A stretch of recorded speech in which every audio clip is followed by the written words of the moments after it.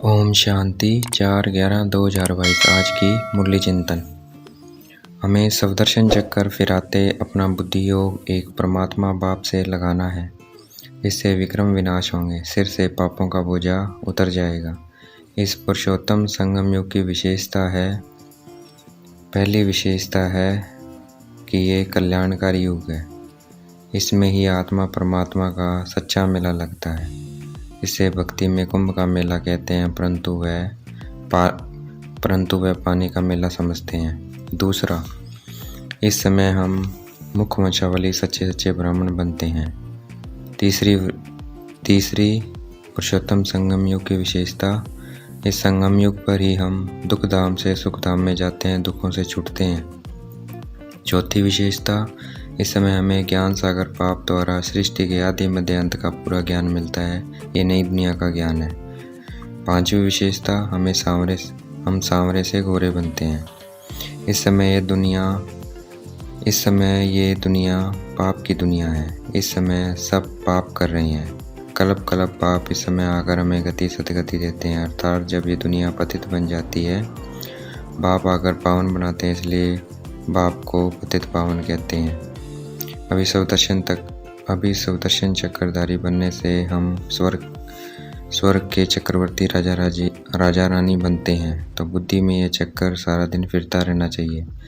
सतयुग में हम ये स्वदर्शन चक्कर नहीं फिराते हैं, ना कलयुग में फिराएंगे, क्योंकि हमें वहाँ इसका ज्ञान नहीं होता। ये ज्ञान हमें सिर्फ इस संगम युग पर परमात्मा द्वारा मिलता है।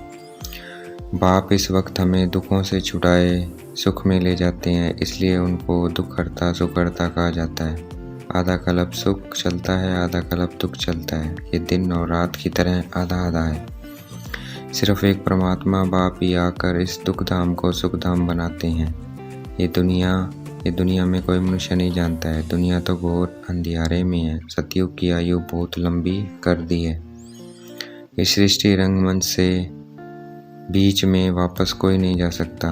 वापस तब जा सकते हैं जब परमात्मा बाप आकर घर का रास्ता बताते हैं। सतयुग में हम 16 कला संपूर्ण होते हैं। त्रेता में 14 कला होते हैं। द्वापर में 8 कला रह जाती है।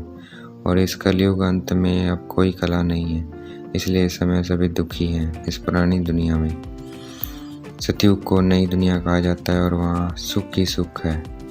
इस समय पुरानी दुनिया का विनाश होना है, इसलिए परमात्मा बाप इस वक्त नई दुनिया बना रहे हैं। हम अभी नई दुनिया नए घर के लिए पुरुषार्थ कर रहे हैं कि वहाँ ऊंची पोजीशन पाएं। बाबा हमें कोई तकलीफ नहीं देते हैं, सिर्फ कहते हैं अपने को आत्मा समझ मुझ बाप को याद करो।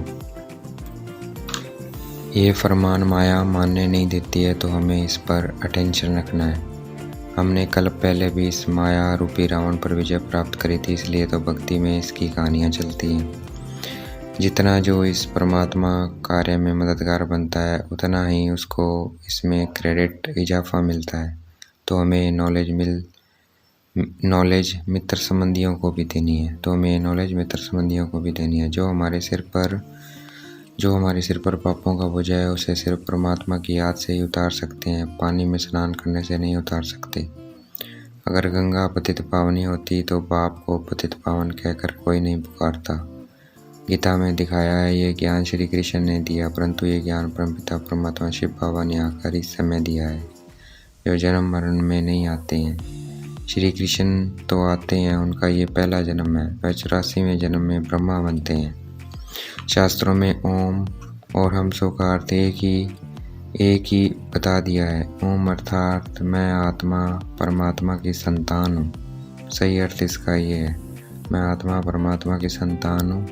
और हम सो का अर्थ है मैं आत्मा ही देवता क्षत्रिय वैश्य शूद्र और फिर ब्राह्मण बनती हूँ। ब्राह्मणों की चोटी इसलिए मशहूर है क्योंकि ब्राह्मण ही 84 जन्म लेते हैं। कौन से ब्राह्मण? मुखवंशावली ब्राह्मण। सब कुछ आत्मा करती है, इसलिए हमें अब आत्माभिमानी बनना है। 5 विकारों का दान देंगे तो हमारे ऊपर से ग्रहण उतरेगा और हम सुखी हो जाएंगे। सबसे पहले देहभान का दान देना है, फिर काम विकार का। अंत में हमें नष्टो मोह बनना है। सन्यासी कलयुग में गृहस्थ के सुख को बहुत थोड़ा सुख मानते हैं, इसलिए वे घर बार छोड़कर चले जाते हैं। गृहस्थ धर्म सतयुग में होता है और वहाँ हमेशा सुख होता है। वहाँ कोई घर छोड़कर नहीं जाता है। अभी हम संगम युग पर खड़े हैं, बाकी दुनिया कलयुग में है। आज की मुरली का वरदान। मन और बुद्धि को सदा सेवा में बिजी रखने वाले निर्विघ्न सेवाधारी भव। आज की मुरली का स्लोगन।